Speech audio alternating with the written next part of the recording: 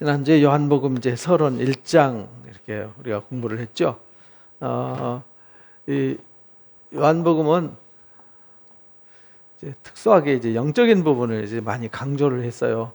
그래서 이 땅의 이야기가 아니다. 위로부터 온 얘기다. 그래서 이게 차원이 다른 거죠. 위로부터 온 역사이기 때문에 이 땅에 속한 사람들은 말해도 못 알아들어요. 그래서 요한복음 전체의 분위기는 그래요.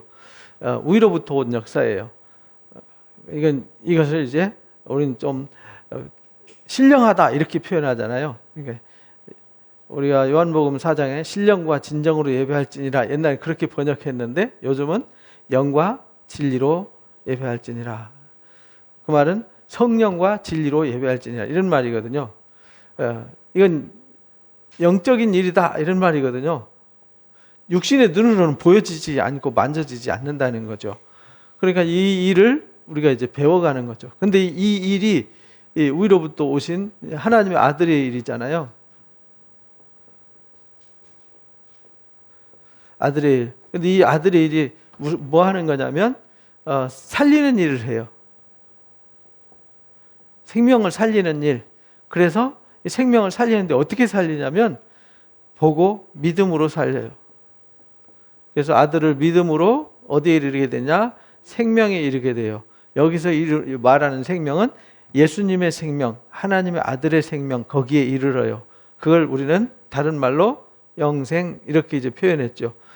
그걸 이제 다른 복음서에는 천국 이렇게 이제 설명했다고 그랬잖아요. 그래서 이제 우리가 위로부터 그래서 1장 예수님의 영적 정체성을 아주 시작부터 말씀이시다. 그분은 하나님이시다. 독생하신 하나님이시다. 이렇게 1장 18절에 예수님의 복음의 아주 이 복음의 진수를 아예 처음부터 선포하고 시작했다. 이렇게 우리가 앞에서 배웠어요. 이건 타협의 여지가 없어요. 하나님이 말씀으로 오셨어요. 말씀이세요. 그 말씀이 사람들의 생명이에요. 이게 생명이에요. 근데 이게 뭐냐면 빛이에요. 사람들의 빛이에요. 사람들의 빛. 그 뭐냐면 사람들에게 생명이 있지만 생명이 없는 거잖아요. 근데 예수님이 오셔서 이 생명의 빛을 비추었다는 말은 생명의 참 소망을 주셨다. 그 생명의 참 소망이 뭐냐? 영생이라는 거죠. 근데 이 영생이라는 단어가 참 정말 가치 있고 좋은 말이잖아요. 근데 영생교회에서 사고 치는 바람에 영생교는 이미지가 안 좋아. 성경이 이제 신천지에 관한 얘기잖아요. 근데 신천지가 망쳐놔가지고 신천지가 이상해져 버렸어요. 그래서 이 좋은 단어가 이상하게 그 이미지를 흐려놔가지고 이거 뭐라고 표현해야 좀 좋을까? 이제 이단들이 좋은 표현을 다 갖다 자기들 것으로 만들어가지고 막 엉망진창으로 만들어 버렸잖아요. 그래서 이제 사실은 성경에 있는 표현이 굉장히 품격 있고 고상한 표현인데 좀 지저분한 표현으로 바뀌어 버렸어요. 느낌이. 왜냐하면 사람들이 이렇게 더럽혀 놓은 거죠. 오물을 묻혀놔 버렸어요. 거룩한 것에. 그래서 이제 하나님이 우리에게 생명의 빛을 주셨다. 근데 사람들이 이 생명의 빛을 어둠이 빛이 왔는데 못 알아봐요. 못 알아봐요. 그래서 자기 백성이 영접하지 않아요. 자기 백성이 누구냐면 구약의 성도들이잖아요. 근데 그들이 영접하지 않았어요. 그 1세기 당시에 유대인들이. 그러나 영접하면은 하나님의 자녀가 되는 권세를 주셨어요. 근데 이제 이거 누구든지죠. 누구든지. 그래서 3장 16절에 하나님이 세상을 이처럼 사랑하사 독생자를 주셨으니 이는 누구든지 이렇게 말했잖아요. 이는 누구든지라고 하는 전제가 딱 붙는 거잖아요. 누구든지라고 하는. 꼭 대상이 한정되어 있지 않아요. 여기 이 세상에 사랑하사 독생자를 주셨는데 이는 그를 믿는 자마다 누구든지예요. 누구든지 멸망치 않고 영생을 얻어요. 그럼 믿는 자는 누구든지 구별하지 않아요.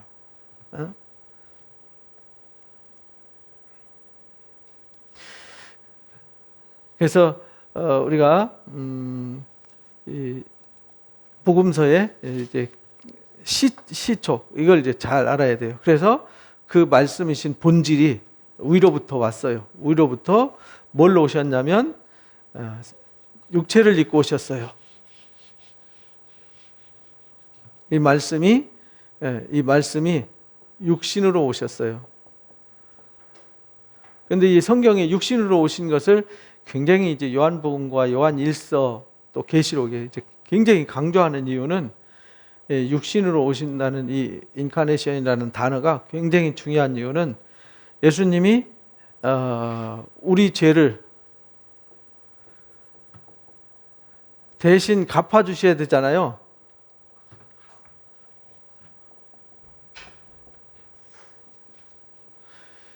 이 대신 갚아주셔야 되기 때문에 대신 갚아주시려면 이 죄의 값을 지불해야 되잖아요. 죄의 값이 뭐죠? 사망이란 말이에요. 사망 죽음이란 말이죠.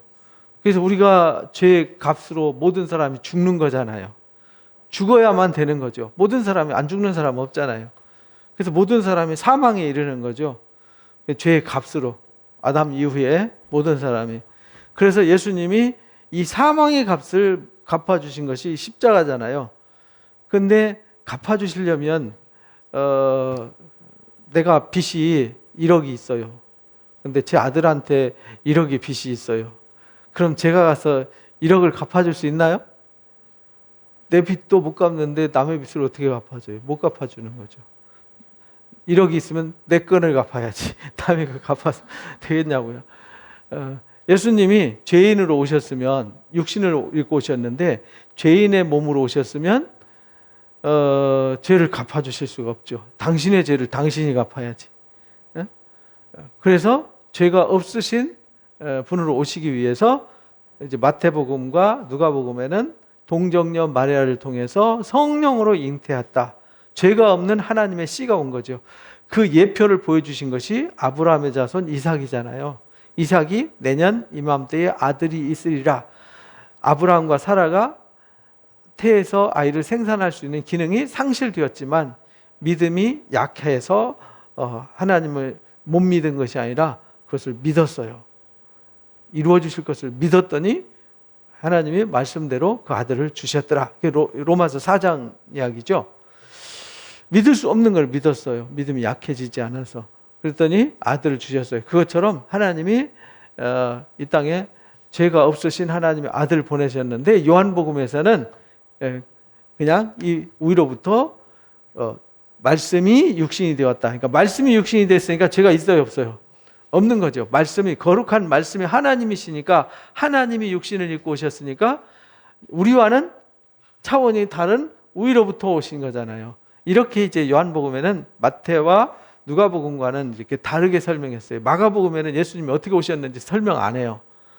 왜냐하면 로마 사람들한테 막 핍박받고 환난당하는 사람들한테 예수님이 누구냐, 어떻게 오셨냐 이거 설명하기보다는 예수 그리스도의 복음의 시작이다라고 선포하면서 그는 능력을 가지고 오셨다. 막 능력으로 이 일을 시작하세요. 귀신을 내어쫓고 병자를 고치시면서 그렇게 이제 여기는 육신을 입고 오셨는데 위로부터 오셨다. 말씀이 육신을 입고 오신 것이다. 이렇게 이제 마태와 누가와는 다른 차원으로 설명했어요. 근데 왜 그렇게 이 차원을 달리 설명해야만 됐냐면 이제는 교회가 성숙해졌어요. 그래서 예수님이 누구냐라는 영적 정체성을 설명해야 되다 보니까 이제 조금 더 차원이 높아진 거죠. 바울이나 이 베드로가 말한 것처럼 단단한 식물을 먹는 사람 이렇게 말하잖아요. 전 먹는 사람이 있고 단단한 식물을 먹는 사람이 있잖아요. 그래서 이제 우리가 단단한 식물이죠. 이게 단단한 식물. 이건 소고기예요, 소고기. 이제 마태나 누가는 이제 미움을 먹는 거고요. 이게 상당히 차원이 높은 거죠. 그래서 위로부터 육신을 입고 오셨어요. 그래서 그분에게는 은혜와 진리가 충만해요. 말씀이 육신이 되어 우리 가운데 거하는데 우리가 그 영광을 봤어요. 예수님이 영광이세요. 이 말씀이 육신이 되어 왔는데 이 위에 영광이 임했어요. 그래서 세례 받으실 때 성령이 임했어요. 영광이 임하신 거죠. 그래서 영광을 봤어요. 영광을 보니 아버지 독생자의 영광이요 은혜와 진리가 충만하더라. 그래서 예수님에게는 은혜와 진리가 충만해요. 은혜라는 건 뭐냐면 이 사람에게는 없는 게 은혜예요. 하나님께 있는 사랑, 하나님께 있는 모든 영광과 하나님께 있는 모든 권세와 능력을 그냥 값없이 공짜로 주시는 걸 이걸 은혜라고 그래요. 누가 갚을 수 있으면 은혜가 아니에요. 누가 저한테 얼마를, 제가 어려울 때 저한테 100만 원을 빌려줬어요. 그럼 제가 나중에 웬만하면 100만 원을 갚을 수 있잖아요. 갚을 수 있기 때문에 그건 은혜가 아니에요. 근데 제가 100조의 빚을 졌어요. 근데 누가 갚아줬어요. 갚을 수 있을까요, 없을까요? 그 100조를 어떻게 갚아요? 제가 벌 수도 없고 만질 수도 없는 돈인데. 그걸 은혜라고 그래요. 갚을 수 없는 거를 갚아준 걸 은혜라고 그래요. 그러니까 내가 웬만하면 노력해가지고 하나님 앞에 그 정도는 제가 빚졌으니까 하나님 요거 받으세요, 이렇게 내놓을 수 있는 게 없어요. 그래서 1만 달러한테 빚진 자 비유 이제 마태복음 18장에 가르쳐 주셨잖아요. 이제 1만 달란트는 우리 돈으로, 요즘 돈으로 한 사람은 약 6조예요. 6조. 6조 갚을 수 있어요? 못 갚죠. 그런데 우리는 거기 이제 100데나리온이면 요즘 돈으로 돈 1,000만 원 정도 돼요. 일당 10만 원씩 쳐주면 1데나리온이 하루 품삯이니까 돈 1,000만 원 안 갚았다고 막 목 쪼아가지고 갖다 감옥에다 집어넣는 게 우리 인간의 모습이라는 거죠. 6조를 탕감해 줬더니 1,000만 원 안 갚았다고 고발해가지고 감옥에다 집어넣어버렸어요. 그러면 6조를 탕감해 준 주인이 딱 이렇게 쳐다보면 뭔 생각하겠어요? 저 못된 인간, 야, 너 이리 와. 나한테 6조 다 갚아! 이렇게 한다는 거예요. 다 갚기 전에는 절대로 너는 나갈 수 없어. 그런 감옥에서 6조 갚아요, 못 갚아요? 그러니까 영벌에 처하게 된다, 이렇게 되는 거예요. 영원히 슬피 울며 이를 갈며 영벌에 처하게 되는 것이죠. 그래서 우리는요, 은혜와 진리가 충만하다는 게, 예수님은 우리한테 오신 게 은혜예요. 그래서 이 땅에 예수님 오셔서 베푸시는 게 다 뭐냐? 은혜예요. 예수님이 우리에게 베푸시는 것은 내가 갚을 수 있는 게 아니에요. 우리의 죄값을 주님이 대신 갚아주셨어요. 그 은혜는 지구를 100개, 1000개, 우주를 100개, 1000개, 10,000개 팔아도 그건 바꿀 수가 없어요. 우리의 생명의 가치가 너무 고귀한 거거든요. 근데 우리가 생명의 가치를 너무 쉽게 생각해요. 쉽게 생각해서 막 자살도 하고, 쉽게 해서 막 사람을 쉽게 죽이고, 이게요. 그래서 하나님이 그런 사람들에게는요, 아주 무서운 형벌이 있는 거죠. 무서운 형벌이. 그래서 이 은혜가 있어요. 그리고 그분에게 뭐가 있냐? 진리가 있어요. 그분에게만 참이 있다는 뜻이에요. 참. 진리가 참이에요. 거짓이 없어요.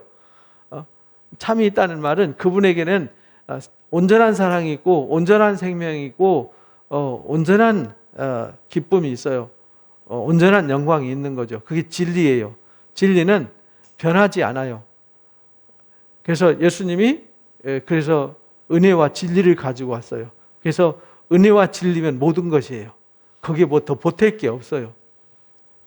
그 말은 아버지께 있는 모든 걸 갖고 오셨어요. 그런 말이에요.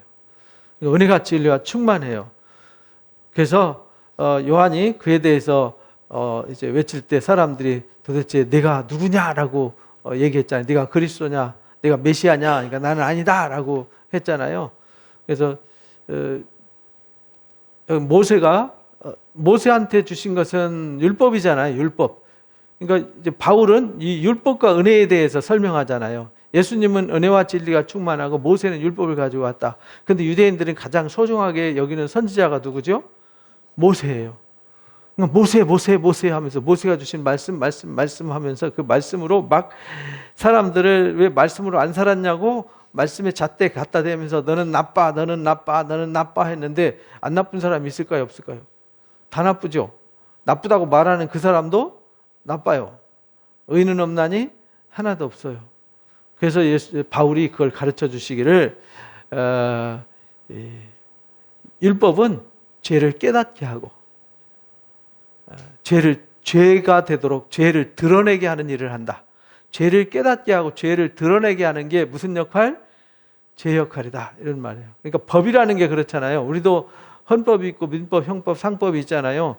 내가 죄를 졌는지 안 졌는지는 뭐 갖다 들이대면 돼요? 법 갖다 들이대면은 죄가 졌는지 안 졌는지 드러나잖아요. 그러니까 율법이라는 자체는 죄를 드러나게 하는 거예요. 죄가 심히 죄되게 하는 거예요. 그래서 내가 전적으로 무능하다는 사실을 깨닫게 하는 것이 율법의 역할이에요. 그러면 그걸로 끝나고 나면 어떻게 되는 거죠? 그 율법 아래 있으면은 저주 아래 있는 거예요. 그래서 그 아래 있으면은 계속 저주, 좌절하는 거죠. 나는 무능해.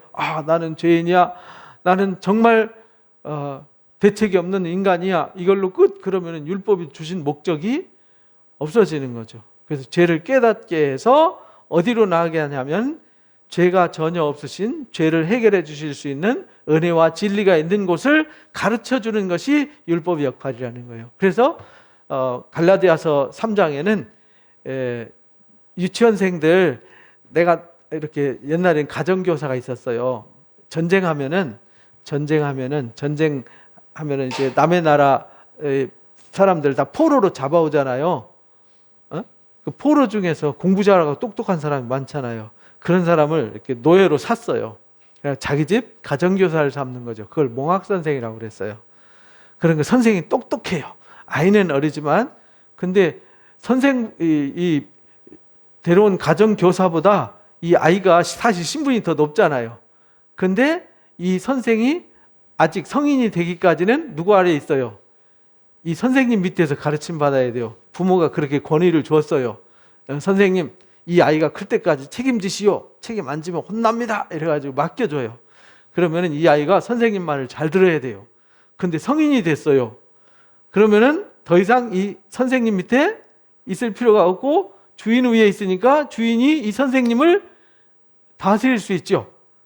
그 이제 바울이 그걸 가지고 율법과 은혜를 설명한 거예요. 우리가 율법 아래에 있을 때에는 초등학교 학생 같아서 나 스스로의 어떤 결정 권한이 없어요. 율법이 시키는 대로 따라가야 돼요. 그래서 율법 선생이 손잡고 따라와. 거긴 길이 아니야. 이리 가야 돼. 그러니까 저기로 가야 돼. 해가지고 가르쳐서 어디를 끌고 가냐면 성인이 될 때까지 어디를 끌고 가요? 주인의 자리까지 끌고 가요. 그게 뭐냐면 예수님에게까지 안내하는 선생님이 되는 거다. 이렇게 가르쳐 줬어요. 그러니까 율법의 역할은 그거란 말이에요. 그래서 모세에게는 율법이 있지만 율법 모세로 말미암았지만 은혜와 진리는 예수님으로 말미암은 거다. 그래서 율법은 예수 그리스도에게로 이끄는 역할을 하기 때문에 너희가 주장하고 너희가 알고 너희가 알려고 하는 이 율법은 별 의미가 없는 거야. 이렇게 말해요. 왜냐하면 예수님이 오시면 이 율법을 뭐 할 수 있죠? 완성할 수 있어요. 완성시킬 수 있어요. 없애는 것이 아니라 완성시키는 거죠. 그래서 본래 하나님을 본 사람은 없지만 하나님을 본 사람 아무도 없어요. 볼 수도 없고요. 우리가 디모데 전서 6장에 보면 하나님은 본 사람도 없고 볼 수도 없다 이렇게 가르쳐 주세요.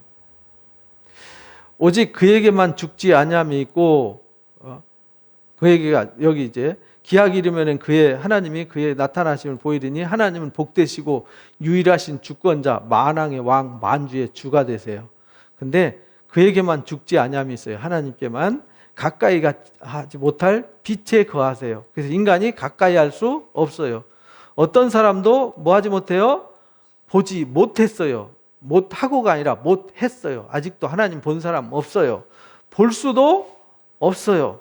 그의 존귀와 영원한 권능을 돌릴지어다. 그에게 존귀와 권능을 돌릴지어다. 그런 하나님이 우리에게 오셨어요.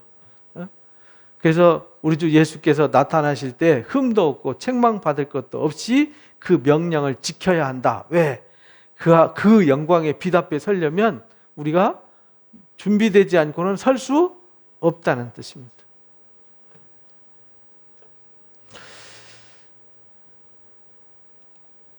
그래서 이제 아무도 못 봐요. 그런데 아버지 품속에 있는 독생하신 하나님이 뭐 하셨어요? 말씀이 육신이 되어서 나타나셨어요. 왜냐하면 우리의 죄를 갚아주시기 위해서. 그래서 이제 그걸 증언했더니 유대인들이 요한이 너는 누구냐? 라고 물었을 때 나는 메시아가 아니다. 나는 그분의 길을 예비하는 자다. 광야에서 외치는 이사야 선지자 40장에서 예언한 대로 그분의 길을 예비하러 왔다. 그래서 예수님은 길 예비하시고 오세요. 그래서 우리도 주님이 오시는 길을 뭐 해야 돼요? 준비해야 되는 거죠. 준비해야 돼요. 그러니까 준비 없이는 주님이 오시지 않아요. 준비된 곳에만 항상 주님은 오세요. 그래서 우리는 늘 준비된 삶을 살아야 돼요. 그래서 이제 내일 우리가 드려야 될 말씀이 이제 이 말씀이거든요. 우리는 주님의 것이다. 근데 주님의 것이라는 것이 무엇인가 이제 우리 삶의 가치를 돌아보고 이렇게 해야 되는데, 그러니까 사람들이 세례 요한이 하는 말을 듣고 이게 뭐지 하고 이제 차원 높은 얘기 듣고 위로부터 온 얘기니까 내가 그리스도냐 이렇게 묻는 거예요. 물어 이르되 만일 그리스도도 아니요 엘리야도 아니요 선지자도 아닐진데 내가 어찌 그렇게 말하냐? 그러니까 나는 그 뒤에 그분의 신발끈 풀기도 감당치 못한다. 그러니까 나는 이 위로부터 오신 하나님의 아들과는 비교하지 마라. 어떻게 나하고 하나님의 아들과 비교하냐? 비교 불가능 이렇게 말하는 거죠. 땅에 있는 선지자가 아무리 귀하고 능력이 있어도 비교 불가능. 그래서 이 땅에 의인은 없나니 하나도 없다는 말은 선지자들도 의인의 축에 사실은 못 낀다는 소리예요.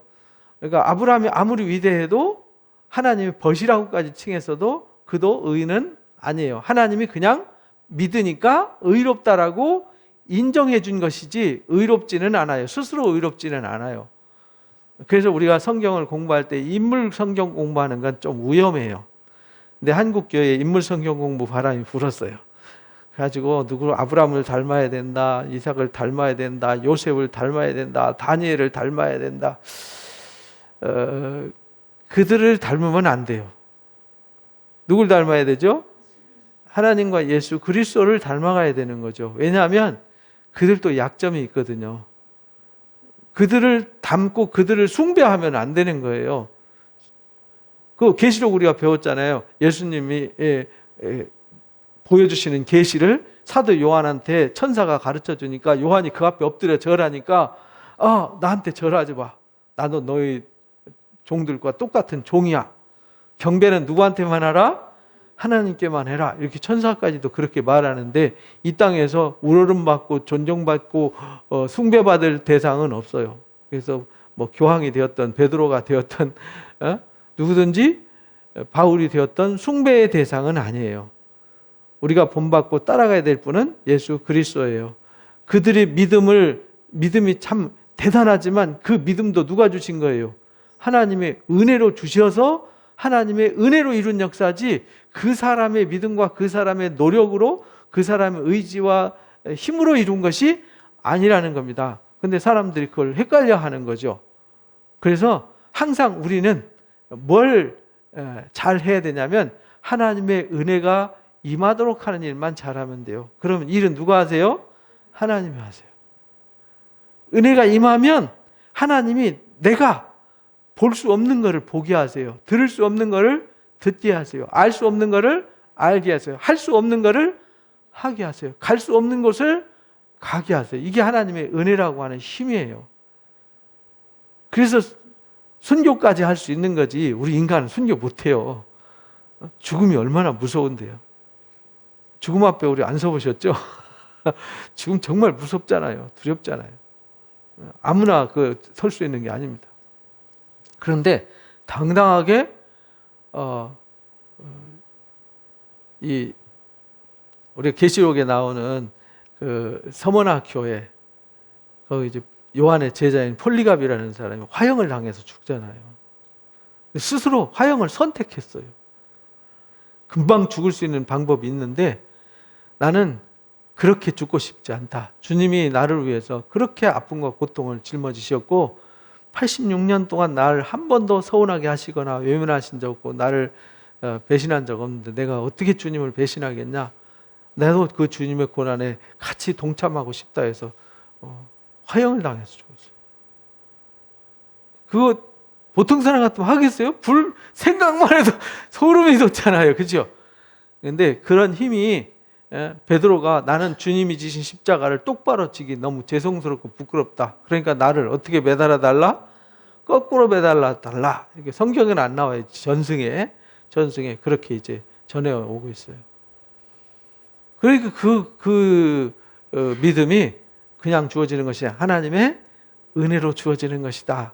그래서 예수님에게는 그 은혜와 진리가 충만하더라. 그러니까 세례 요한에게 있는 어떤 힘과 능력도 그 주님과 비교할 수 없다.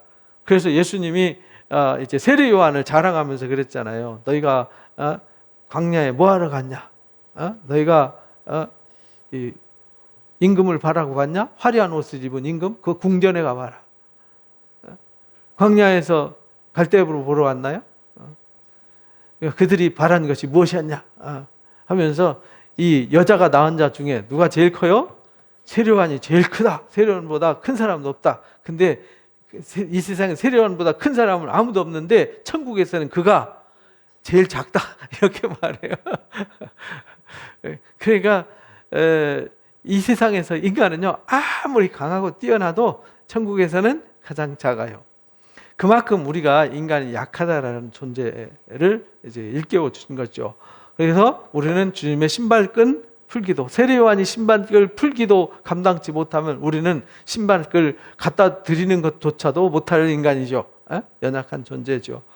그렇게 이제 예수님이 얼마나 대단한 분인지, 위로부터 오신 주님이 어떤 분인지를 아주 깊이 드러낸 거죠. 그리고 나서 이제 예수님이 세례받으러 등장하세요. 세례받으러 오시는데 이튿날 요한이 예수께 자기에게 나오심을 보고 이르시되 보라 세상 죄를 지고 가는 하나님의 어린 양이로다. 이거는요 세례 요한이 봤는데 성령에 감동돼서 본 거지. 다른 사람들은 아니 저기 젊은 청년이 무슨 세상 죄를 짊어지고 가지?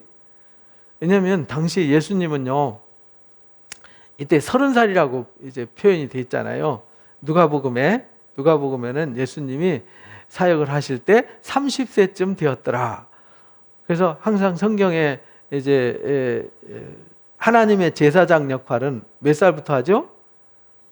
민수기에서 우리가 배웠잖아요. 민수기 이제 3장 4장에 보면 레위인이나 이제 제사장들은 30세에서 50세까지 사역을 하도록 그렇게 정해 놓으셨어요. 그래서 예수님도 이 땅에 제사장으로 대제사장으로 오셨잖아요. 그러니까 몇 세부터? 30세부터 일하세요. 30세에 대해서 일하시는데 그 30세에 대해서는 청년인데 나중에는요. 나중에 이제 8장 공부하다 보면 배우겠지만은 내가 아브라함보다 먼저 있었다 이러니까 아니 저 사람이 50도 안 됐으면서 이러니까 그 말은 50도 안 됐다는 얘기는 예수님 몇 살로 보인다는 얘기예요? 50세 가까이 보이는 좀 그 당시 50세는 할아버지거든요. 근데 30살 먹었는데 예수님이 어떻게 보이셨어요? 늙어 보이셨어요. 그만큼 뭐 했다는 거예요? 고생을 많이 하셨다. 왜냐하면 집에서 동생들 모시고 어머니 모시고 아버지가 일찍 돌아가셔서 가장 역할을 하셨어요. 굉장히 고생을 많이 하시고 현장 일을 하셨거든요. 현장 일, 목수일을 하셨다. 목수이란 말은 우리 이제 영어로 카펜터로 번역을 했지만 그게 이제 그 당시에 1세기 당시에는 나무로 집 짓고 이렇게 하는 게 거의 없었어요. 흙 이기고 돌을 다듬고 나무로 걸치고 이렇게 해서 목수란 직업이 따로 나무만 이렇게 도끼 가지고 요즘처럼 연장이 좋은 것이 아니기 때문에 주로 돌 다듬고 돌을 메고 흙을 이기고 흙으로 막 집을 쌓고 나무를 메고 자르고 깎고 올리고 막 이런 그러니까 굉장히 힘든 노동 일을 하신 거죠. 직업이 그것이었다고요. 아버지 직업을 따라서 그래서 이 나사렛에서 가까운 행정도시가 있었는데 거기가 세폴이라고 하는 이제 행정도시가 있었어요. 그때 당시에 헤롯이 신도시를 건설했거든요. 근데 예수님이 거기에 가서 일하셨을 것이다. 이제 그렇게 이제 알려졌어요. 왜냐하면 거기서 한 4km 정도밖에 안 떨어졌거든요. 4km 뭐 1시간 남짓 걸어가면 되니까. 지금도 가면 그 유적지가 그대로 남아 있어요. 세폴이라고 하는. 그만큼 예수님이 고생하셨어요. 근데 그 갈릴리에서 그 햇빛에 끌려가지고 옛날 시골에서 일하신 농부들 다 잘 아시죠? 지금도 시골에 가면 할머니들 얼굴 보면요. 요즘은 이제 좀 나아지셨더라고요. 옛날에 시골에 가면 특징이 뭐죠? 까매요. 하루 종일 햇빛 쬐가지고 얼굴이 새카매가지고요. 그래서 한 40만 먹어도 60 넘어 보였어요. 깜잡잡하니 막 이 살이 하나도 없잖아요. 뼈에 그냥 막 가죽만 덮인 것처럼 힘든 일을 하시니까 노동을 하셔서 옛날엔 그랬단 말이에요. 예수님도 그러셨어요. 그러니까 삐썩 마른 데다가 이제 햇빛에 끌려 가지고 보잘것없는 몸으로 지나가는 그 젊은 청년을 보고, 그때 당시에 30岁면 젊은 청년도 아니죠, 그죠? 우리 때만 해도 결혼 이제 남자들은 25이 정년기고 여자들은 24이 정년기였잖아요. 지금 이제 10년이나 연장됐지만, 그래서 30살 넘어가면 노처녀, 노총각 이래가지고요. 29살 넘기면 안 된다, 막 그런 우리 문화 속에 살았었잖아요. 그러니까 예수님도 그 당시 고대 시대의 30살은 나이가 굉장히 많은 측에 속했어요. 근데 그 청년이 올 때 보라, 보라 하면서 사람들한테 말한단 말이에요. 세상 죄를 지고 가는 하나님의 어린 양이로다. 하나님, 세상 죄를 짊어지고 가는 하나님의 어린 양. 그 당시에 이 말은 이해가 안 됐단 말이에요. 죄를 짊어지고 가는 어린 양은 뭐 하는 양이죠? 속죄물로 이제 제단 위에 불태워져서 드려지는 양이잖아요. 그렇게 얘기할 때 이게 무슨 말인지 우리는 지금 이제 신구약 성경을 읽고 이해가 돼서 이해를 하지만 그 당시에는요, 이 말을 이해하기 되게 힘들었어요. 아니, 지나가는 사람을 속죄하는 어린 양이라고 그러면은, 아니, 저 사람이 우리 대신 번제단에 올라가서 태워 죽는단 말이야? 이런 뜻이잖아요. 내가 전에 말하기를 내 뒤에 오는 사람이 있는데 나보다 앞선 것은 그가 나보다 먼저 계시기 때문이다 라고 외치지 않았냐? 내가 외쳤던 그분이, 길을 예비한다고 한 그분이 저분이다 이렇게 이제 말한단 말이에요. 그러면서 나도 그를 알지 못했다. 그러니까 이 세례요한도 평소에는요, 예수님을 친척이니까 자주 왕래하고 알 거 아니에요. 절기 때마다 만났을 거고, 옛날 유대인들은 이 안식일이나 또는 절기 때나 행사, 성인식 이런 거 할 때는 온 가족이 모아서 축제를 해요. 제가 영상 전번에 한번 보여드렸었죠, 설교 시간에. 성인식 할 때는요, 뭐 이 삼촌, 사촌, 오촌, 뭐 당숙, 고모, 이모 다 할 것 없이 다 와가지고요, 온 집안에 축제 잔치를 벌여요. 그래서 그 아이가 성인식 할 때 부조금을 해요. 우린 결혼식 때 부조금 하잖아요. 결혼식 때 부조금보다 더 많이 해요. 이 아이가 이제 더 이상 엄마 품속에 있는 것이 아니라 이 아이의 새 인생, 진짜 이 아이의 정체성을 찾아서 자기 길을 가기 시작하는 거예요. 부모의 간섭 없이 자기 뜻과 자기 주관을 가지고 자기 판단으로 자기 세계를 살아가는 아이로 독립하는 거예요. 영적으로, 심리적으로, 육체적으로 독립시키는 거죠. 이게 이제 성인식이란 말이죠. 그러니까 요즘 우리 핵가족 사회로 이해를 하면 안 된다고요.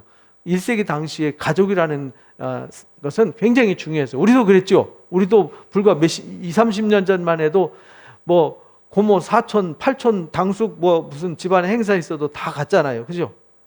요즘은 이제 사촌 집에도 잘 안 가죠. 그렇게 모였으니까 예수님이 세례요한을 잘 알까요? 모를까요? 잘 알죠. 친척이니까 너무 잘 알죠.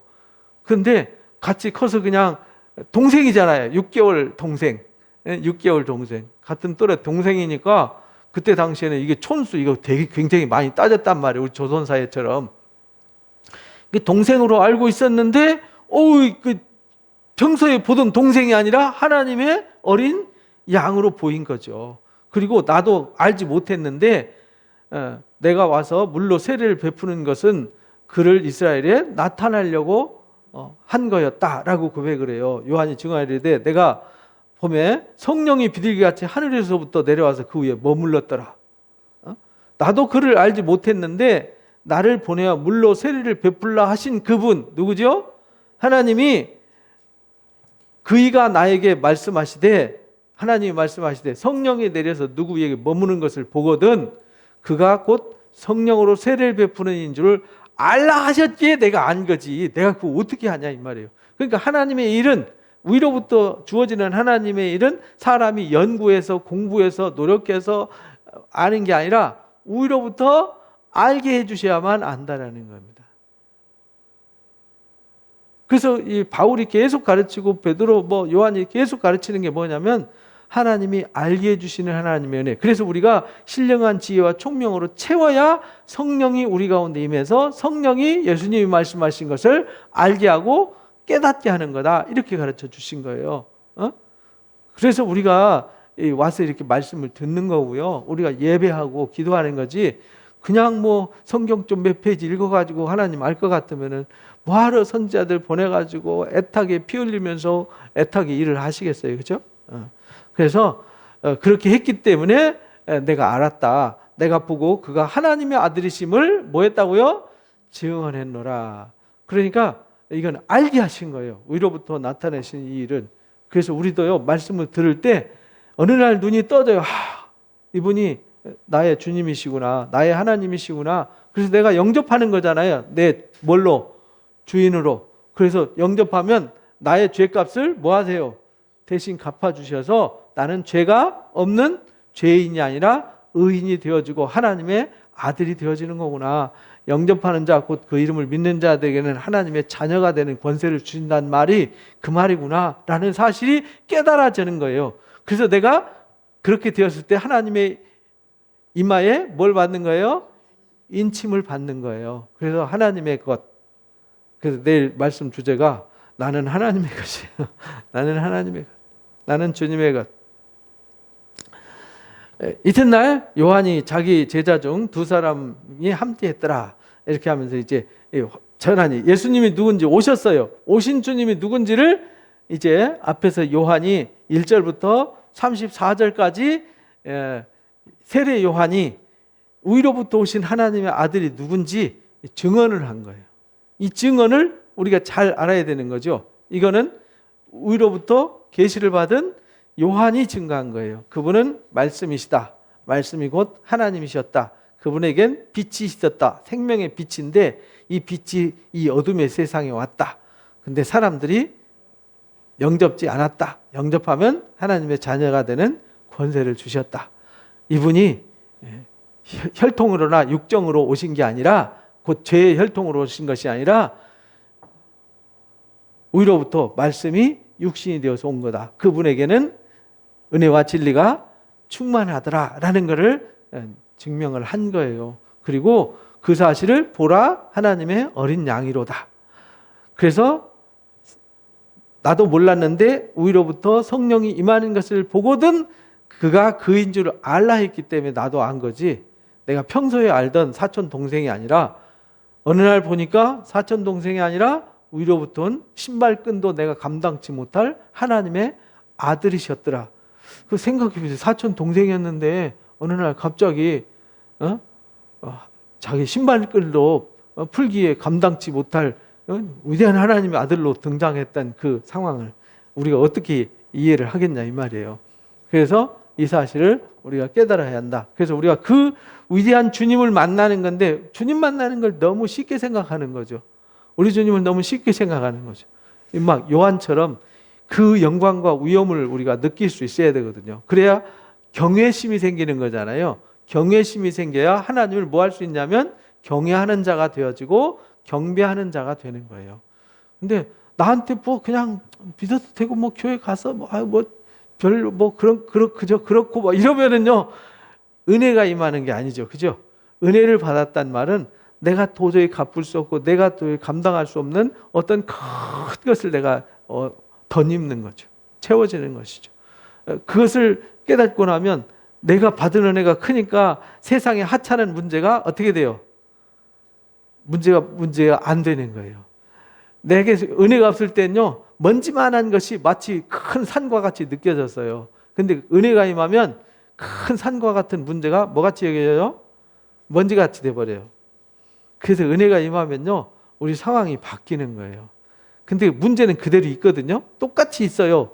그런데 내가 받은 은혜가 크니까 그것이 하찮은 것이 돼버리는 거예요. 그래서 우리가 큰 기쁨이 있으면은 금방 있었던 하찮은 슬픔은 기억조차도 되지 않아요. 이게 하나님의 은혜라고 하는 거예요. 그래서 우리가 교회 와가지고 은혜를 받는다는 말은 그런 말이에요. 그걸 받는 거죠. 그러니까 우리가 세상에 사는 맛이 있을까요? 없을까요? 사는 맛이 있는 거죠. 좀 부족해도 좀 연약해도 주님만으로 충분한 거죠. 그죠? 주님만 있으면 되는 거죠. 왜? 나머지는 다 하나님이 내가 땀 흘리고 수고하는 대로 내가 생각하는 것보다 더 넘치도록 부어주시니까. 근데 우리는 넘치도록 부어주시는 그거를 쫓아가면 안 되는 거잖아요. 근데 사람들은 그걸 쫓아가다가 큰 것은 놓치고, 아니, 연못에 가서 큰 장어나 붕어 큰 거 잡으라고 그랬더니 물 다 퍼내고 장어 붕어 다 떠나보내고 피레미 한 마리 들고 오면 되겠냐고요, 이거. 그러니까 우리가 하나님 주신 큰 것을 받는 자가 그래서 먼저 그의 나라와 의를 구하라는 의미를 좀 깊이 깨달아야 되는데요, 사람들이 이걸 좀 깊이 깨닫지 못해요. 그러니까 좀 답답하죠. 그래서 이제 세상에 문제가 많이 나타나는 겁니다. 예수께서 건의심을 보고 말하되, 이제 제자들이 둘이 있어요. 요한의 제자 둘이 함께 섰다가 예수님이 건의심을 보고, 예수님이 돌아다니시는 모습을 보고, 보라 하나님의 어린 양이로다. 그 두 제자가 그 말을 듣고 예수님을 따르더라.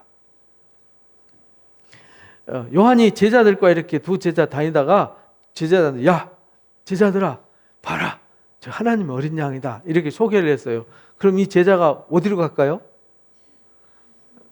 이제 더 이상 세례 요한의 제자가 아니라 주님의 제자에게로 가는 거죠. 그럼 세례 요한은 갑자기 벙찌지 않을까요? 나 따라다니는데 제자인데 갑자기 손 들고 저쪽으로 갔어요. 그게 이제 요즘 우리 세상에서 이게 참, 저는 이 말씀을 들으면서 저보다 훌륭한 사람이 있으면 사실은 그 사람 말씀을 듣는 게 맞잖아요. 그죠? 근데 우리는 혹시 나보다 잘날까 봐서, 나보다 좀 뛰어날까 봐 걱정하는 신앙생활을 하잖아요. 그래서 누가 우리 교회 안에서도 그렇잖아요. 어느 집사님이 처음 온 성도인데 정말 열심히 해요. 정말 하나님을 사랑하는 마음이 커요. 그러면은 그를 존중해주고 사랑해줘야 되는데, 교회도 온 지 얼마 안 된 것이고 이렇게 해버리면 그래서 내가 장로인데 내 이 교회 말이야 30년 다녔는데 막 이러면은, 이게 신앙이 잘못된 거죠. 뿌리부터 잘못된 거예요. 근본부터. 정말 새 가족일지라도 정말 대단하게 열심히 신앙생활하고 주님을 사랑하는 사람이 있으면 그 사랑해줘야 되잖아요. 존중해주고, 정말 귀하다. 그래서 그 사람들이 그 사람과 가까이 하고 싶어 해도, 내 옆에 있던 사람이, 내 친구가 그쪽으로 가더라도, 그래, 저런 사람과 함께 해야 돼, 너 정말 잘 선택했어, 나도 저런 사람과 함께 하고 싶어, 이렇게 해야 맞는 거잖아요. 그죠? 근데 우리는 작은 거 하나에 시기 질투하는, 이게 신앙의 기초가 잘못된 거예요. 그래서 우리가 신앙을 기초부터 다시 잘 다져야 돼요. 그래서 예수님이 산상설교하면서 어디에다 집 지으라고요? 반석 위에다 집을 지어라. 반석 위에. 이 반석 위에 집을 지어야 이 불의의 창수, 그러니까 불의한 일들이 많이 나타나도 그걸로 인해서 넘어지지 않아요. 그래서 이제 우리가 예수님과 이 세례요한의 상황을 잘 봐야 돼요. 우리가 눈 뜨고 갑자기 세례요한이 제자들 데리고 딱 가는데, 보라 하나님의 어린 양이로다 하면서 엊그저께 세례 주었던 예수님 만나고 나서 예수님을 소개했더니 이 사람들이 예수께 두 제자들이 그 말 듣고 예수를 따르더라. 그래서 예수님 제자가 돼버렸단 말이에요. 예수께서 돌이켜 그 따르는 것을 보시고 물어 이르되, 뭐 때문에 왔어? 이렇게 말하는 거거든요. 뭐 들러 왔는데? 이렇게 물었어요. 뭘 구하느냐? 이르되, 랍비여, 어디 계십니까? 랍비는 선생님이라는 뜻이거든요. 1세기 당시에 사람들이 라보니, 랍비란 말은 이 말씀을 가르치는 선생님들, 회당 문화가 생기면서 생긴 것이 랍비였어요. 그 이전에는 제사장들이 이 일을 했잖아요. 제사장과 선지자들이 했는데, 이제 바벨론 포로로 갔다 와가지고 회당 문화가 생겼잖아요. 그러면서 회당에서 말씀을, 율법을 가르치는 선생님, 그 말씀을 가르치는 선생님의 뿌리가 누구냐면 에스라예요. 에스라서 7장 10절에 보면 에스라가 포로에서 돌아올 때 말씀을 가르쳐 지키게 하기로 결심하고 오죠. 그래서 에스라는 율법사이면서 이제 성경을 가르치는 선생님 역할을 최초로 하게 되는 거예요. 그때부터 그 문화가 정착이 돼서 나중에는 이제 랍비라고 하는 말씀을 가르치는 선생님이 됐어요. 그래서 지금 지금도 유대인들에게 가장 큰 선생님이 랍비예요. 그래서 배가 가라앉을 때 한 사람을 딱 살린다. 누구를 살리겠어요? 랍비를 살리는 거예요. 왜냐하면 누군가 나이 먹고 어리고 뭐 이런 거 상관없이 자기들에게 제일 중요한 건 이 말씀이 있는 사람, 말씀을 가르치는 사람이 있으면 나라가 다시 세워지고 자기들 공동체가 다시 살아나지만 랍비가 없으면 공동체가 살아날 수가 없는 거예요. 그래서 랍비 교육을 아주 철저하게 해서 랍비들은요 굉장한 수준의 공부하는 사람들입니다. 보통 수준의 공부한 사람들이 아니에요. 모세오경과 시편 정도, 이사야 정도는 가볍게 외우고요. 구약 성경을 거의 암송하는 정도의 수준이에요. 그 외에 탈무드 이 백과사전 이 두께 되는 거 70권 엄청난 그거 다 공부하는 사람들. 무서운 사람들이죠. 근데 1세기 당시에도 존경만 랍비들이 많이 있었거든요. 근데 예수님이 다니면서 가르치니까 랍비라고 생각을 한 거예요. 그래서 랍비여 어디 계십니까? 라고 물었어요. 예수께서 이르시되 와봐라. 그러므로 그들이 가서 계신 데를 보고 그날 함께 거하니 때가 10시쯤 되었더라. 어디 계십니까? 이 말은 어떤 의미가 내포되었을까요? 무엇을 구하냐? 그러니까 예수님은 이 제자들이 왜 나를 따를까? 이거를 물으신 거잖아요. 우리는 누군가를 따를 때 제일 먼저 생각하는 게 뭐죠? 나에게 어떤 이익이 올까? 이걸 생각하잖아요. 그러니까 예수님이 제자들한테 물은 거는 너희가 나한테 올 때 뭐 얻으려고 왔니? 이 말이에요. 뭘 바라고 왔니? 이런 말이거든요. 그러니까 이 제자들이 어디 계십니까?를 물었어요. 계신 곳을 물었어요. 궁금한 거죠. 저 정도의 선생님이고 하나님의 어린 양이고 막 위대한 분이면 어디에 계실까요? 조금 세례요한은 가난했잖아요. 세례요한은 메뚜기와 석청이나 먹고 늘 광야에서 기도나 하고 금욕 생활을 하면서 사니까 제자들이 얼마나 고생했겠어요. 그죠? 만약에 제가 맨날 여기 산속에서 기도만 하고 막 그러면서 여러분들 와서 같이 금식합시다 이러고 막 금식만 하고 막 세상 사람들하고 놀지도 않고 막 이러면서 살면은 얼마나 고생하겠어요. 그죠? 근데 예수님이 오셨는데 어디 계십니까? 할 때는 저분은 우리 선생님보다는 좀 좋은 데서 사시고 좀 괜찮을 거야 라는 기대가 있는 거죠. 그래서 그 예수님은 뭐라고 그렇게 말씀하셨죠? 와봐라. 와봐라 이 말은 와서 봐라. 나 아무것도 없어 이 말이거든요. 와봐라. 너희들이 기대하는 거 나한테는 아무것도 없어. 내가 가진 거는 아무것도 없어. 예수님에게는 은혜와 진리가 있을 뿐이죠. 근데 진짜 와봤더니 가서 계신 데를 봤더니 예수님은 거처도 없어요.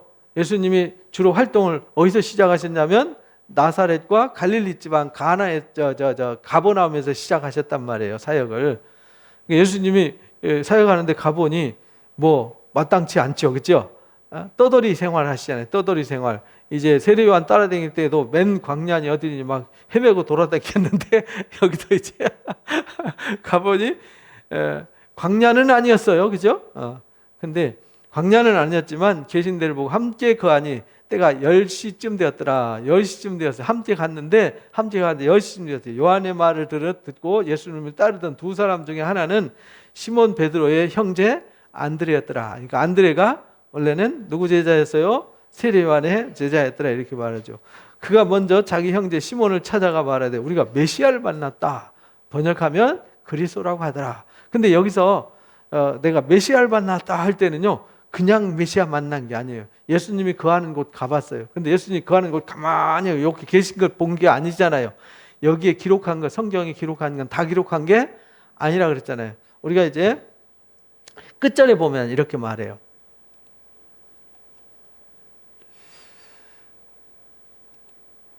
함께 읽어볼까요? 시작. 예수께서 행하신 일이 이외에도 많으니 만일 낱낱이 기록된다면 이 세상이라도 이 기록된 책을 두기에 부족할 줄 아노라. 엄청 많이 행하셨어요. 그래서 요한복음에 그 내용 기록한 게 아니에요. 목적 자체가 예수님이 어느 동네에서 누구를 고쳐주셨고 어느 동네에서 어떤 이적을 행하셨고 어디에서 어떤 말씀을 어떻게 권위 있게 가르치고 이거 기록 안 했어요. 요한복음에는. 기록 목적이 이분이 하나님의 아들이시라는 걸, 그분을 믿어서 생명을 얻는다는 것을 기록했다라고 20장에서 이제 우리가 배웠어요. 여기 여러분들이 이제 많이 읽어보셨죠?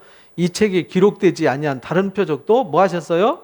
많이 행하셨는데 이것만 기록한 거예요. 그죠? 이것을 기록한 것은 하나님의 아들이심을 믿게 하는 거고, 믿고 그 이름을 힘입어서 생명을 얻게 하는 것이다. 이렇게 정의를 내린 겁니다. 그러니까 우리가 이제 요한복음, 이게요, 이번 계기에 제가 요한복음을 아주 깊이 21장 좀 길게 다루려고 그래요. 설렁설렁 지나가면 어차피 우리가 진도 나가는데 목적이 있는 게 아니니까 우리가 깊이 깨닫는 게 더 중요하잖아요. 그죠?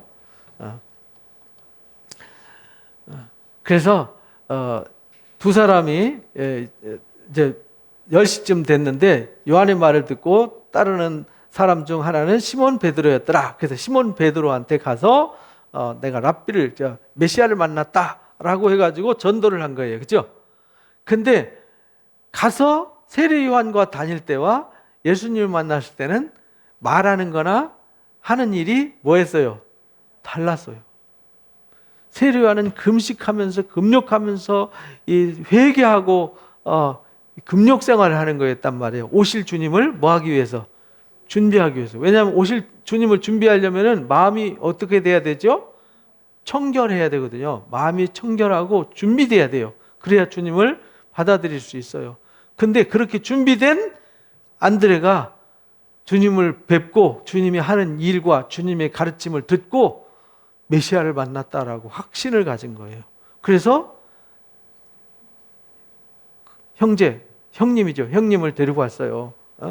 그래서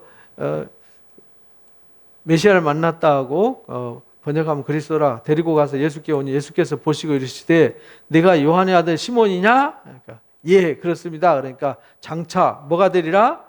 게바가 될 거다. 케파라는 말은 반석이라는 뜻이에요. 아람어죠.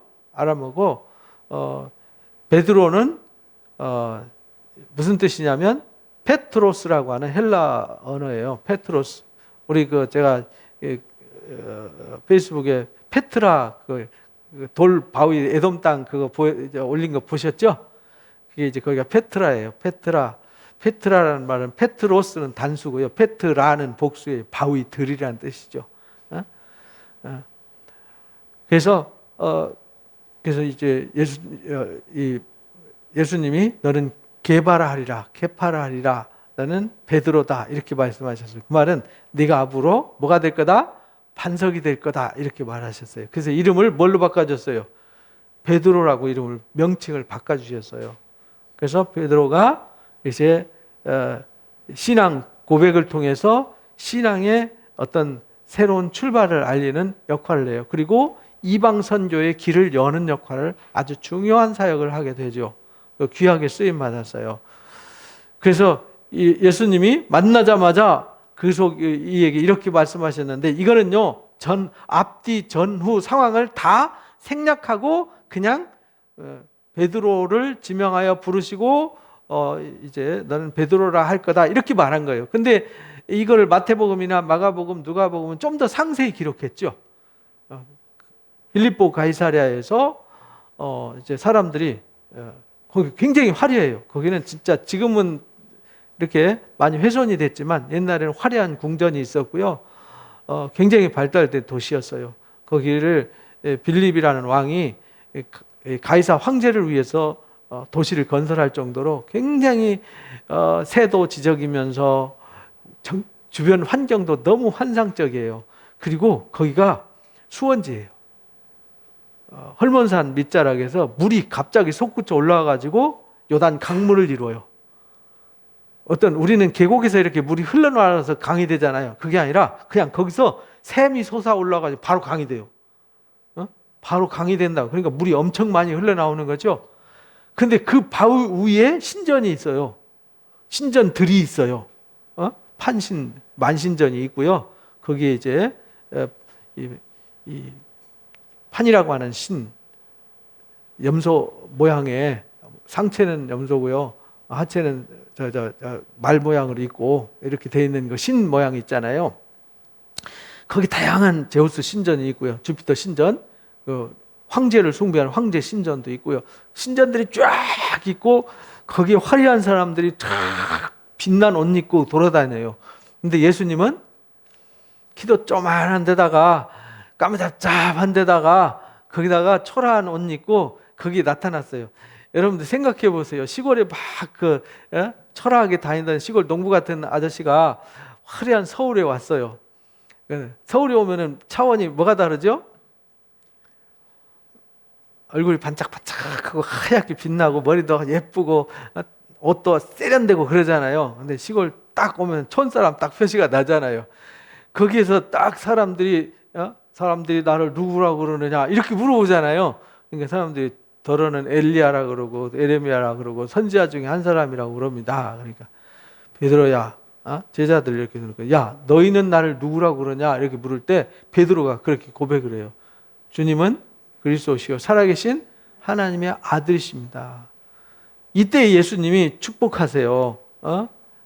요한의 아들 시몬아, 네가 정말 복이 있다. 이제 내 이름을 이제 뭐라고 해요? 베드로라고 해라. 내가 이 반석 위에 내 교회를 세울 거다. 이렇게 말씀하세요. 그래서 베드로가 교회의 기초가 되었다 해서 천주교 교황 나온 거잖아요. 거기서 말씀하신 건 베드로 위에다 교회를 세우는 게 아니에요. 베드로가 뭔데 거기다 교회를 세우겠어요. 베드로가 말한 무슨 고백 위에? 신앙 고백 위에다가 교회를 세우겠다. 그러니까 우리가 기독교는 뭘로부터 출발하는 거예요? 신앙 고백으로부터. 주님이 누구냐라는 신앙 고백에서 출발하는 게 교회란 말이에요. 근데 그 역할을 한 사람이 누구냐면 베드로예요. 그래서 다른 성경에는, 다른 복음서에는 상세히 설명하지만 여기서는 그게 그렇게 중요하지 않아요. 그죠?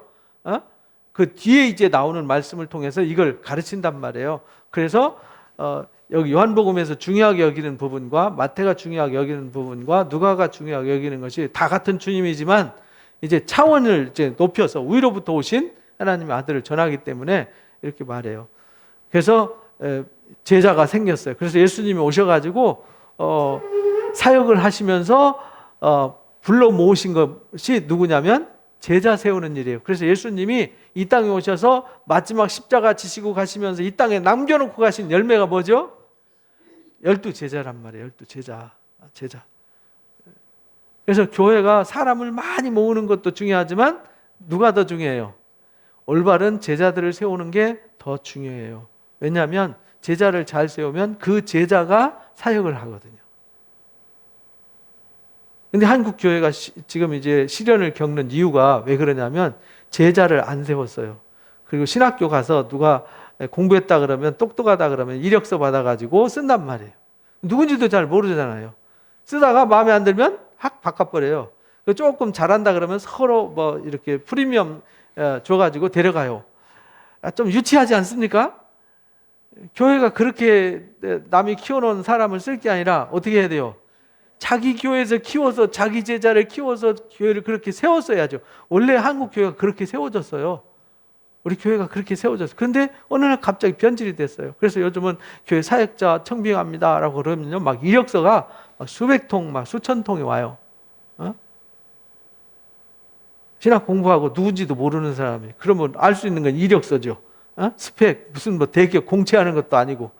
이렇게 변질돼 버렸어요.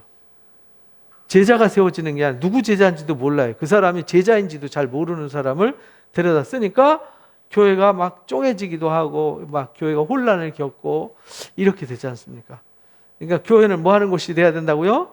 제자를 세우는 것이 돼야 돼요. 그리고 제자 세우는 일에 가장 많은 투자를 해야 돼요. 그게 교회예요. 그리고 바른 제자를 세워야 돼요. 그리고 잘못된 제자가 있으면 강력하게 징계해서 내쫓아버려야 돼요. 왜? 가룟 유다 같은 사람이 있으면 안 되잖아요. 왜냐하면 제자가 사람 생명을 책임지는 사람들 아니에요. 사람 생명을 책임지는 사람이. 그럼 교회가요, 인재를 발굴하고 정말 신실하게 주님의 말씀을 따르고 주의 말씀을 잘 가르치고, 그래서 바울이 디모데를 세우듯이. 그래서 디모데 전서 후서 보면은 그게 목회 서신이잖아요. 목회 서신이란 말은 리더십이란 말이에요. 리더십을 훈련시킨, 네가 어떤 사람이 돼야 되고, 네가 교회에서 사람들 세울 때는 이런 사람들을 세워야 되고, 교회는 이래야 되고, 내가 하는 일과 역할과 사명은 이런 것이고 라고 정의를 정확하게 내려줬어요. 그래서 교회가 그런 일을 할 수 있는 역량이 되는 사람을 세워야 그 사람이 지도자가 되는 거지, 아무나 세워가지고 좌충우돌하면 성도들을 살리는 게 아니라 죽이는 일을 할 수 있잖아요. 그래서 예수님이 제일 먼저 한 가장 중요한 일이 무슨 일이었다고요? 제자를 세우는 일이었어요. 이튿날 예수께서 갈릴리로 내려가다가 빌립을 만났어요. 그래서 빌립 제자를 이제 부르시는 거죠. 나를 따르라 했더니 따랐어요. 베드로와 안드레와 빌립은 베드로와 안드레와 함께 같은 동네 사람이었어요. 고향이 어디죠? 벳세다였어요. 이제 여러분들이 이 갈릴리 바다가 이렇게 하프 모양으로 생겼어요. 이건 하프가 아니네. 하프 모양으로 이렇게 생겼어요. 하프 비슷하나요? 그 여기가 가버나움이에요. 여기가 막달라예요. 그 막달라 마리아가 여기 출신이에요. 여기가 티베리아스예요. 티베리우스 황제를 위해서 세운 도시란 말이에요. 그래서 성경에 디베리아로 나오죠. 디베리아. 그 다음에 여기가 이제 거라사예요. 이제 여기 이제 광인 귀신 들려가지고 군대 귀신 들린 사람이 여기 돼지떼가 여기로 들어와서 몰살하는 사건 나오잖아요. 여기가 거기에요. 그 다음에 여기 이제 요단, 이렇게 여기서 바다에서 이쪽으로 내려가는 요 강 지류를 무슨 강이요? 요단강이라고 그래요. 요단이란 말은 요르란 말을 흐른다는 뜻이에요. 이제 단이란 말은 단에서 흐른다. 그래서 요르단이란 말, 단에서부터 흐르는 강. 그 강을 무슨 강? 요단강. 왜냐하면 단이라는 땅이 이쪽에 있어요. 여기 단에서부터 부엘세바까지 이게 이스라엘 땅 경계인데, 원래 단지파가 지중해 옆에 블레셋 땅 옆에 땅 지분을 줬는데 이 사람들이 사사기에 이사 가잖아요.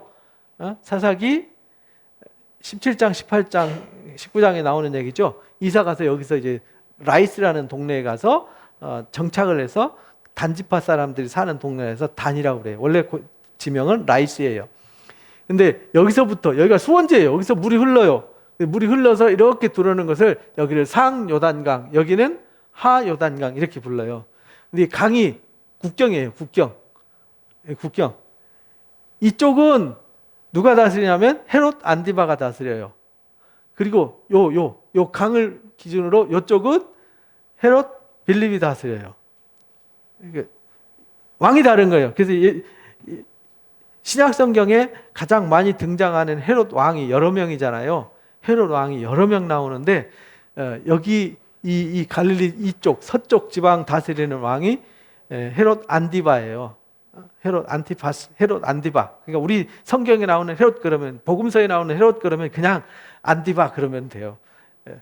예수님 탄생 당시에 등장했던 헤롯 대왕의 아들이에요. 아들이 셋이 있었는데 그 중에 예수님 사역 활동할 때 주로 이 갈릴리 지방 왕이 누구냐면 헤롯 안디바예요. 그래서 성경에 안디바가 많이 나오는 거예요. 여기 헤롯 빌립은 많이 안 등장해요. 그 헤롯 빌립이 세운 도시가 빌립 가이사랴예요. 빌립보 가이사랴. 그래서 수원지에 거기 있는데 요 강 사이에 있는데 여기가 가버나움이잖아요. 벳세다는 여기 있어요. 그러면은 나라가 들리잖아요. 그죠? 원래 고향이 여기 벳세다 사람이에요. 베드로가. 근데 베드로가 주로 활동할 때 베드로 장모가 어디서 열병 고치죠? 가버나움에서. 그죠? 가버나움. 마태복음 8장에 나오잖아요. 가버나움에 가셨는데 거기 베드로 장모 집이에요. 근데 베드로 거기서 살아요. 거기가 본 동네예요. 근데 베드로가 이사 왔어요. 장모 집으로 이사 왔어요. 왜 이사 왔냐면 여기 국경이 다르니까 여기가 막달라, 여기가 있는 자리가 뭐 하는 데냐면 물고기를 찌는 데예요. 여기 고기를 잡잖아요. 민물고기를 잡아서 놔두면 금방 상하잖아요. 그래서 민물고기는 잡으면 바로 뭐 해야 돼요? 쪄가지고 소금 얹어가지고 절여놔야 돼요. 안 그러면 상해서 못 먹어요. 먹었다 식중독 걸려 죽죠. 그래서 물고기를 찌는 데가 여기 막달라예요. 그러니까 여기서 고기 잡아가지고 여기 가서 고기 쪄가지고 여기 가려면은 뭐 해야 되죠? 세금. 옛날에는요, 이 세리들이 관세를 아주 세게 매겼거든요. 일종의 수입 수출이잖아요. 관세를 세게 먹으니까 세금에 손해 날 것 같으니까 보따리 싸들고 이쪽으로 왔어요. 근데 여기서 이제 주님을 만난 거잖아요. 그래서 주님의 제자가 되는 거예요. 베세다 사람이었어요. 빌립이 나다나엘을 찾아가지고 이르되, 이제 빌립이 자기 친구예요. 나다나엘이 모세가 율법을 기록하였고 여러 선지자가 기록한 그 일을 우리가 만났다, 이렇게 말해요. 모세가 율법에 기록한 그 메시아, 나 같은 선지자를 세울 것이다 했잖아요. 신명기 17, 18장에. 그걸 이제 사도행전 3장에 보면 베드로도 설교하면서 나 같은 선지자를 세울 것이야 했다, 이렇게 말했잖아요. 여러 선지자가 기록한, 여러 선지자가 예언한 그 예수님 우리가 만났다, 메시아를 만났다. 요셉의 아들 바로 누구냐면 나사렛 예수다, 이러고 소개를 해요. 전도하는 거죠. 그러니까 제자들을 키우고 제자들이 제자들을 세우죠. 제자들이 제자들을 찾아요. 그 나다나엘이 이르되 나사렛에서 무슨 선한 일이 날 수 있냐. 근데 이 나다나엘이요, 굉장히 똑똑한 사람이었어요. 성경을 많이 읽고 성경을 공부하고 성경을 많이 아는 사람이에요. 그러니까 성경을 아니까, 야, 나사렛에서 무슨 선한 일이 날 수 있니? 왜냐면 성경 아니까. 왜냐하면 이사야 선지자가 또는 미가 선지자가 말하기를 메시아는 어디서 나와요? 유다 땅 베들레헴에서 나온다고, 다윗의 후손으로 나온다 그랬는데 다윗의 후손은 이 갈릴리 지방에 없단 말이에요. 근데 무슨 선한 것이 날 수 있냐? 빌립이 이르되 좌우지간 와봐, 이렇게 설명 못하니까 좌우지간 뭐예요? 와봐. 그러니까 우리가 전도할 때 뭐 설명 안 되면 좌우지간 뭐 해야 돼요? 와봐. 와서 들어봐. 이거밖에 방법이 없는 거죠. 예수께서 나다나엘이 자기 오는 것을 보셨어요. 나다나엘이 빌립이 전도해 갖고 이렇게 오는데 그를 가리켜 이르시되 보라, 이는 참으로 이스라엘 사람이다. 그 속에 뭐가 없어요? 간사함이 없다. 그래가지고 여기 예수님이 이 나다나엘을 보고요, 야, 저 사람 봐라, 간사함이 없다, 이렇게 소개를 해요. 그러니까 나다나엘이 이르되 어떻게 나를 아십니까? 그러니까 예수님이 뭐라 그러냐, 빌립이 너를 부르기 전에 내가 어디 있을 때? 무화과 나무에 있을 때 내가 보았다. 무화과 나무 아래 왜 있을까요? 옛날에는 무화과 나무 아래에서 주로 뭐 했냐면 성경을 읽었어요. 성경을 읽고 기도하고 묵상을 했단 말이에요. 그러니까 야, 내가 너 저기 지나올 때 무화과 나무 아래에서 성경 읽는 거 다 봤어. 내가 보았다 하니까 나다나엘이 대답해, 랍비여, 당신은 하나님의 아들이시오, 당신은 이스라엘의 임금이로소이다. 그러니까 벌써 나다나엘을 알아보셨다는 거예요. 여기 이제 긴 얘기 안 하죠. 여기 이제 함축되어 있는 소리예요. 여기 이제 한마디만 하셨겠어요? 그래서 나다나엘도 안드레도 세례요한 제자인데 주님 만나고 나서 확 바뀌었죠. 변화받았죠. 베드로도 와가지고 확 바뀌었죠. 빌립이 만나가지고 확 바뀌어가지고 나다나엘을 초청했죠. 나다나엘도 주님 만나니까 어떻게 됐어요? 확 변화받았잖아요. 그래서 주님 만나고 나서 다 변화받아서 주님의 제자가 되었어요. 예수께서 이르시되 내가 너를 무화과 나무 아래에서 보았다 함으로 믿느냐? 이보다 더 큰 일을 볼 거다.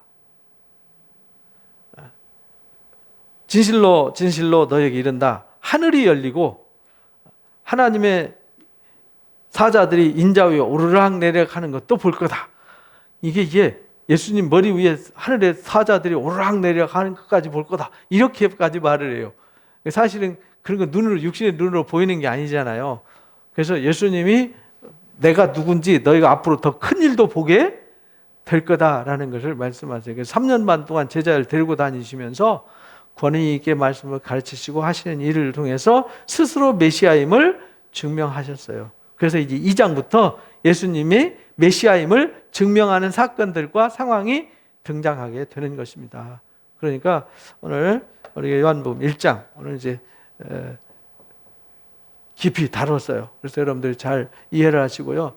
정말 위로부터 오시는 하나님의 아들의 이 귀한 역사를 우리가 바르게 알고 영접하는 자, 깨닫는 자가 돼야 돼요. 그런데 이게 영적인 일이기 때문에 쉽게 우리가 알 수 있는 일이 아니란 말이에요. 그러나 우리가 들을 때 하나님이 우리에게 뭘 부어주세요?